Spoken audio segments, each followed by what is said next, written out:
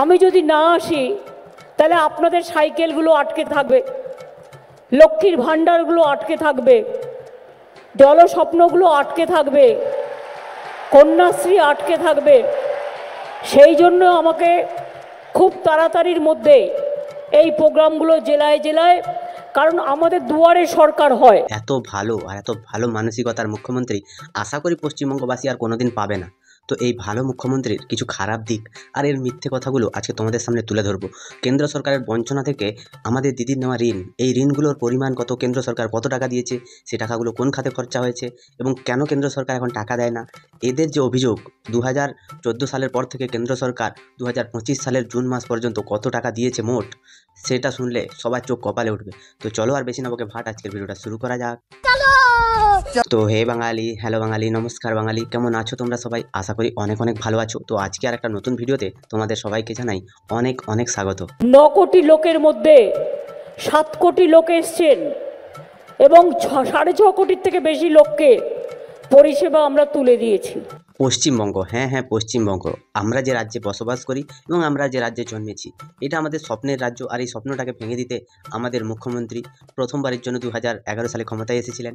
তারপর বিভিন্ন ভাতা এবং অন্যান্য সব জনমুখী প্রকল্প নিয়ে এসেছিলেন, কিন্তু দিদিমণি কখনো কোনোদিন কোনো কারখানা আমাদের রাজ্যে আনেননি। তো সেগুলো নিয়ে আমরা অনেক সুখে আছি, পশ্চিমবঙ্গের মানুষ এখন খুব সুখে আছে ভাতা নিয়ে। তো এই ভাতার পেছনের আসল রহস্যটা কি, সেটা নিয়ে আজকে কথা হবে। তো এবং দুয়ারে সরকারে যে আবেদনগুলো জমা পড়ে সেগুলো আমরা রিভিউ করে তারপরে সেগুলো আমরা সমাধান করে তখন আপনাদের কাছে এসে পৌঁছে দিই। আজকেও আপনাদের জেলায় নতুন করে 375 কোটি টাকার উদ্বোধন এবং শিলান্যাস দিয়ে যাওয়া হলো। আমাদের পশ্চিমবঙ্গে 2025 সাল পর্যন্ত, 2011 থেকে 2025 সাল পর্যন্ত প্রায় দিদির নেওয়া ঋণের পরিমাণ হচ্ছে প্রায় 8 লক্ষ কোটি টাকা। যদি পশ্চিমবঙ্গের 10 কোটি মানুষ হিসাবে আমরা ধরে চলি, তাহলেও এক একজনের ওপরে প্রায় 80,000 টাকা করে দেনা আছে। ভাবতে পারছো যে তোমরা হয়তো অনেকেই আছো যারা কিছুই পাওনি, তারও মাথায় 80,000 টাকার দেনা। কিছু মানুষ আছে যে 80,000 টাকার অনেক বেশি পেয়েছে, আবার কিছু মানুষ আছে যারা একদমই পায়নি। আপনাদের জেলায় মনে রাখবেন, আজকে পুরুলিয়া জেলায় কুর্মী ভবন করে দেওয়া হচ্ছে।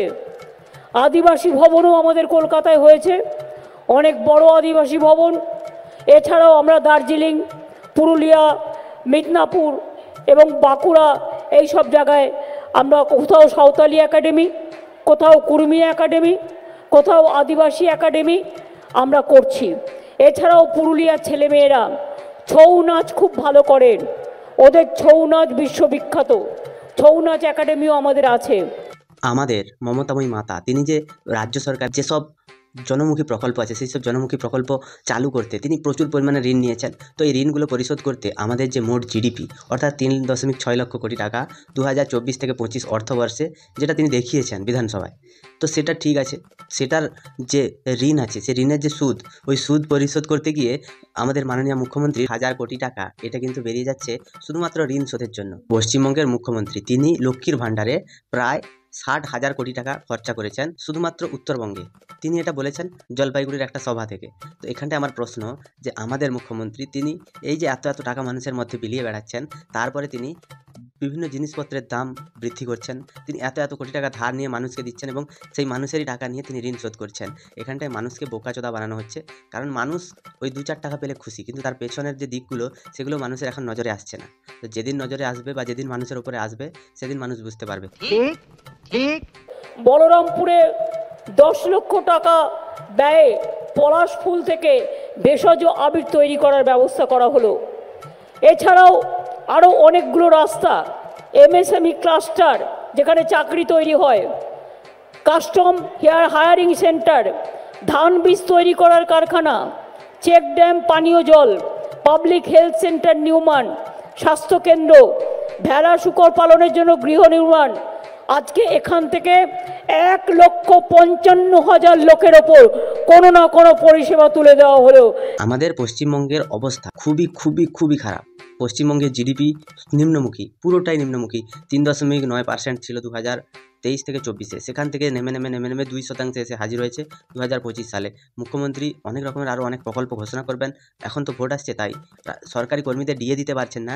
এদিকে কিন্তু লক্ষ্মীর ভাণ্ডার দেওয়ার টাকা আছে, এদিকে কিন্তু কৃষক বন্ধু দেওয়ার টাকা আছে। আমি আপনাদের একটাই কথা যাওয়ার আগে বলে দিতে চাই, যেটা হচ্ছে এবারেও বাজেটে 100 দিনের কাজে বাংলাকে একটা পয়সা দেয়, একমাত্র state Bangla, nothing is been given. আবাসনেও 1 পয়সা দেয়নি, আগের টাকাও দেয়নি।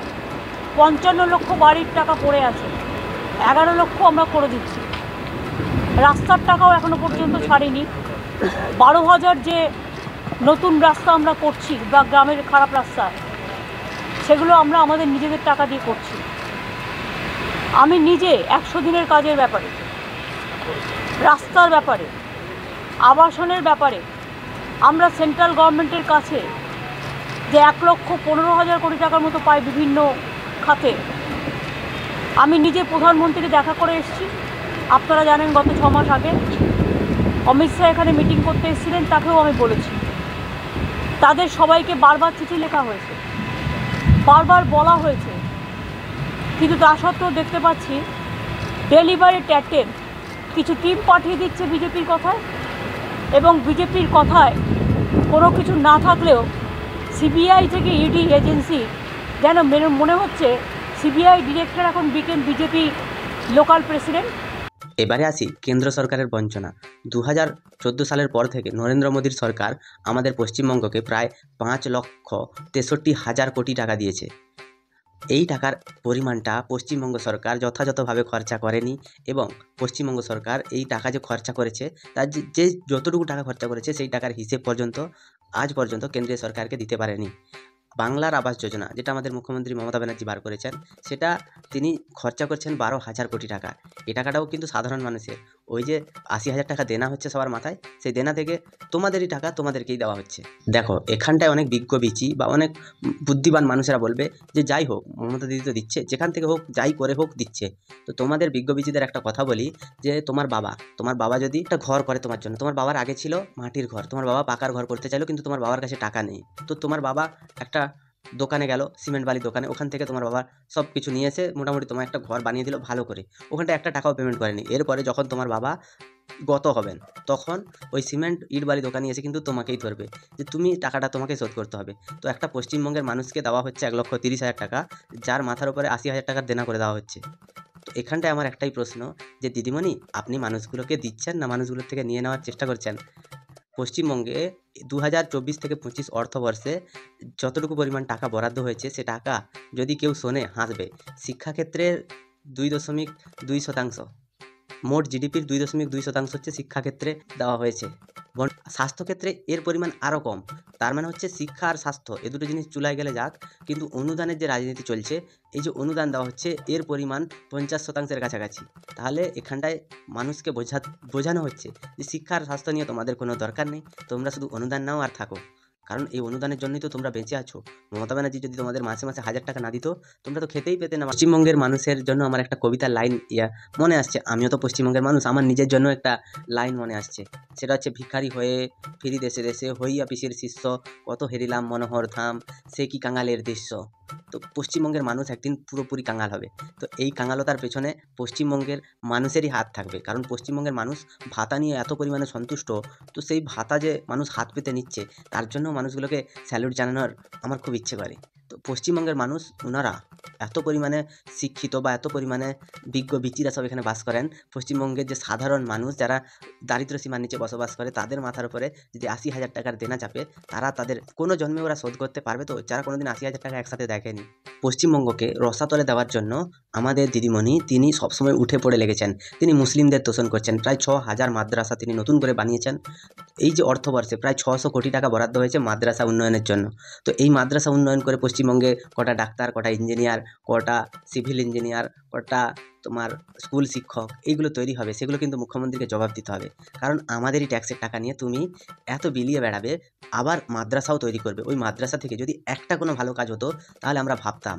ওদেরকে খালি শিক্ষা দেওয়া হয় যে কী করে হিন্দুদেরকে খতম করা যায়, কী করে হিন্দু বংশটাকে নির্বংশ করা যায়। ওদের শিক্ষার মূলটা হচ্ছে সেটাই, ওদের কাছে আল্লাহ বড়। তো আমাদের দিদি কী ভেবে মাদ্রাসাটার উন্নয়নের জন্য এত এত টাকা দিচ্ছে, কিন্তু পশ্চিমবঙ্গের মানুষের যারা পশ্চিমবঙ্গে যারা শিক্ষক তাদেরকে দিয়ে দেওয়ার জন্য টাকা নেই। তো শিক্ষকতা করে কী হবে? প্রত্যেকটা মানুষ মাদ্রাসায় যাও, মাদ্রাসায় গেলে ঠিক হবে। এবং যে দীঘার জগন্নাথ ধাম যে মন্দিরটা তৈরি হয়েছে, ওটা তো মন্দির নয়, ওটা কালচারাল সেন্টার। ওখানটায় আমাদের মুখ্যমন্ত্রী 300 কোটি টাকা বিনিয়োগ করে দিলেন। এবার ওখান থেকে যে টাকাটা আসবে কি যাবে, কি ভাইপো নেবে কি তার অন্যান্য নেতারা নেবে, সেটারও একটা ভাবার বিষয় আছে। মুখ্যমন্ত্রী অনেক কিছু ভেবে ওটা হয়তো তৈরি করেছেন, কি জানি পশ্চিমবঙ্গের মানুষের আর কত দুর্দিন আসবে। আমি আপনাদের সকলের কাছে আমার মাথা নত করে আমি এই ঘটনার জন্য ক্ষমা চাইছি, এবং আপনাদের যদি কোনো রকম কোনো সাহায্য করতে পারি আপনারা বলবেন। এবারে আসি দুর্নীতির কথায়। কেন্দ্র সরকার কেন টাকা দেয় না? কেন্দ্র সরকার এই জন্য টাকা দেয় না যে 100 দিনের কাজের টাকা যেটা, সেটা হচ্ছে 1 লক্ষর উপরে ভুয়ো জব কার্ড আমাদের পশ্চিমবঙ্গের মুখ্যমন্ত্রী তিনি দেখিয়েছেন এবং সেখান থেকে তিনি টাকা নিয়েছেন। এগুলো যদি পশ্চিমবঙ্গের মুখ্যমন্ত্রী তিনি বলেন যে আমি জানি না, তাহলে ওনার থাকার কোনো অধিকার নেই। তিনি স্কুলের যে শিক্ষক নিয়োগে চুরি হচ্ছে উনি জানেন না, তিনি রেশন চুরি হচ্ছে তিনি জানেন না, তিনি ছেলে মেয়েদের ট্যাব চুরি হচ্ছে তিনি সেটাও জানেন না, তিনি কত কত দুর্নীতি আছে তিনি জানেন না, বোলপুরে কেষ্ট গরু পাচার করতো সেটাও তিনি জানেন না। যদি তিনি কিছুই জানেন না তো তিনি কী করতে আছেন সেটাও সবথেকে বড় প্রশ্ন। আর পশ্চিমবঙ্গের মানুষও ওনাকে কী করতে রেখেছে সেটাও একটা বড় প্রশ্ন। এত পরিমাণ দুর্নীতি আর এত পরিমাণ যে অত্যাচার মানুষের প্রতি, সেগুলো হচ্ছে পশ্চিমবঙ্গের মুখ্যমন্ত্রী বলেই সম্ভব। সিপিএম যখন গিয়েছিল তখন 2 লক্ষ কোটি টাকা ঋণ রেখে গেছিল তাদের 34 বছরের শাসনকালে। তো সিপিএম যখন ছিল তখন হয়তো মানুষ খেতে পাচ্ছিল না, তখন মানুষ দারিদ্র সীমার নিচে ছিল।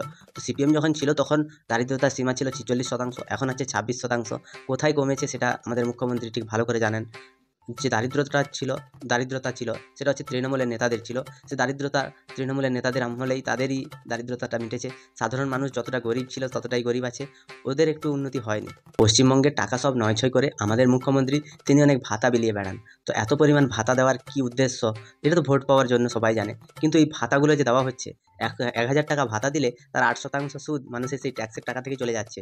যখন আমাদের পাশের রাজ্যে 2 টাকা 75 পয়সা হচ্ছে ইউনিটের দাম, 1 ইউনিট বিদ্যুৎ 2 টাকা 75 পয়সা, আর পশ্চিমবঙ্গে হচ্ছে 9 টাকা। তো মানুষ এখানটায় বুঝতে পারছে না যে তাদেরকে 1000 টাকা দিয়ে মাসে তাদের থেকে 1500 টাকার বিদ্যুতের বিল নিয়ে যাওয়া হচ্ছে। গ্যাসের দাম অন্যান্য রাজ্যে অনেক কম, আমাদের পশ্চিমবঙ্গে অনেক বেশি। তোমরা সাধারণ একটা জিনিস দেখবে, তোমরা কখনো ওড়িশা বা অন্যান্য রাজ্যে গিয়ে দেখবে যে পেপসি, কোকাকোলা, ক্যাডবেরি এইসব যে জিনিসগুলো বিক্রি হয়, প্রত্যেকটা জিনিসের দাম কিন্তু কম থাকে। একটা থামস আপের যে 200 ml বোতল হয়, সেই বোতলটা হচ্ছে উড়িষ্যাতে 10 টাকা নেয়, পশ্চিমবঙ্গে 12 টাকা প্রিন্ট থাকে কিন্তু নেয় 15 টাকা। কী ধরনের তাহলে কালোবাজারি এবং চোরচুরি বেড়েছে তোমরা নিজেরাই ভাবো। পশ্চিমবঙ্গের মানুষ যদি এখনও পর্যন্ত যদি না ওনাদের ঘুম ভাঙে তাহলে আমার কিচ্ছু করার নেই। পশ্চিমবঙ্গের মানুষের হালত খুব খারাপ হতে চলেছে আগামী দিনে। আমাদের যে পশ্চিমবঙ্গের বিরোধী দলনেতা উনি শুধু হিন্দু আর মুসলিম এই দুটো জিনিসই দেখতে পান। উনি একমাত্র হিন্দু, উনি একমাত্র সনাতনী ধর্মের প্রচারক। আর এর আগে হিন্দু ধর্ম বেঁচে ছিল না, এর আগে হিন্দুরা খেয়ে পরে বাঁচেনি, এর আগে হিন্দুরা মরেই যাচ্ছিল। উনি একমাত্র শ্রী রামকৃষ্ণ পরমহংসদেবের অবতার নিয়ে তিনি এসেছেন, তিনি সবাইকে রক্ষা করবেন। এদিকে যে পশ্চিমবঙ্গ চুলোয় যাচ্ছে তার প্রতি তার কোনো ধ্যান নেই। তিনি যে এগুলোর বিরোধিতা করবেন, তিনি যে বিধানসভায় এগুলো নিয়ে প্রস্তাব তুলবেন, তার এগুলোতে কোনো মাথা ব্যথা নেই। কোথায় তুলসী মঞ্চ কে ভেঙেছে, মাথায় তুলসী মঞ্চ নিয়ে তিনি এদিক ওদিক দৌড়াচ্ছেন। কোথায় কী হয়েছে সেগুলো নিয়ে ওনার মাথা ব্যথা বেশি। কে কাকে মেরে দিয়েছে, কার ভাই হিন্দু ছিল, কার ভাই মুসলিম মেয়েকে বিয়ে করেছে, বিভিন্ন রকমের হিন্দু মুসলিমের এখন খেলাতে তিনি ব্যস্ত। তিনি যে কী উন্নয়ন করবেন সেটা সাধারণ মানুষ জানে। এবার আসি পশ্চিমবঙ্গের যে সবথেকে বড় দুর্নীতি, পশ্চিমবঙ্গের ইতিহাসে এত বড় দুর্নীতি আর কোনোদিন হয়েছে বলে কেউ জানে না। তো পশ্চিমবঙ্গের মানুষ জানে যে শিক্ষক নিয়োগ দুর্নীতি হয়েছে। তো এখানটায় আমাদের রাজ্য সরকারের কথা অনুযায়ী 8000 জন অবৈধভাবে নিয়োগ হয়েছে। গ্রুপ সি গ্রুপ ডি ছেড়েই দিলাম, যারা শিক্ষক 8000 জন শিক্ষক তারা নাকি অবৈধভাবে নিয়োগ হয়েছে। তো প্রত্যেকটা যদি জায়গায় আমরা দেখি, তো যারা পাস করেছে তারাও কিন্তু টাকা দিয়েছে। এটা যদি কেউ বলে যে আমি টাকা দিয়ে চাকরি পাইনি, ওর মতো তাহলে মিথ্যেবাদী আর পৃথিবীতে দুটো নেই। তো টাকা দিয়ে সবাই চাকরি পেয়েছে। যদি 26,000 জন টাকা দিয়ে চাকরি পায়, তো সে টাকার অ্যামাউন্ট কত দাঁড়াচ্ছে? প্রত্যেকে যদি 10 লাখ করেও দেয়, টাকার অ্যামাউন্ট কত দাঁড়াচ্ছে? 2,60,000 কোটি টাকা, যা পশ্চিমবঙ্গের মোট জিডিপির প্রায় 85%।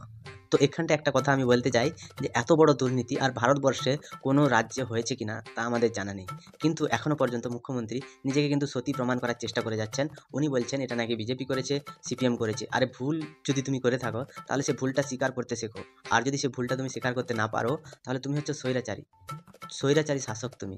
আমরা জানি কাঙ্গাল পাকিস্তানের কী অবস্থা।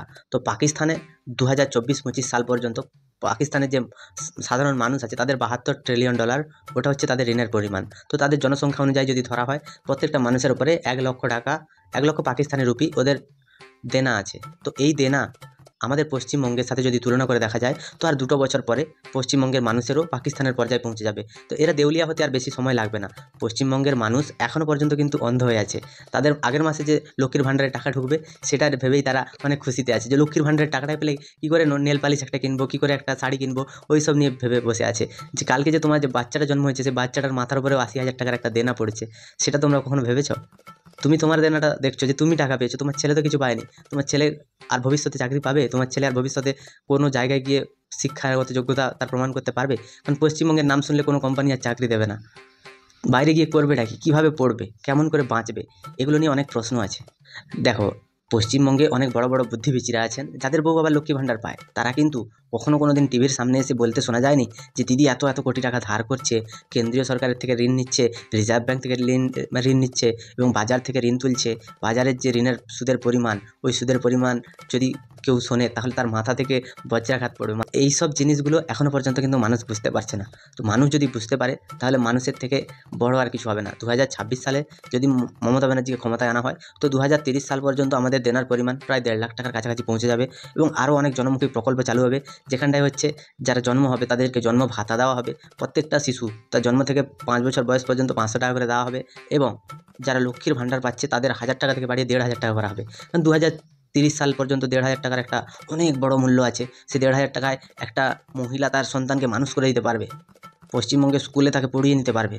তো এই পরিসংখ্যান শুনে তোমাদের কি মতামত তোমরা একটু কমেন্টে জানাও। যদি ভিডিওটা ভালো লাগে তাহলে লাইক, কমেন্ট, শেয়ার এবং সাবস্ক্রাইব করে দিও। পাশে থাকা বেল আইকনটা প্রেস করতে একদম ভুলবে না। সবাই ভালো থেকো, সুস্থ থেকো, সাবধানে থেকো আর দেখতে থাকো বাংলার কোণে ঘর।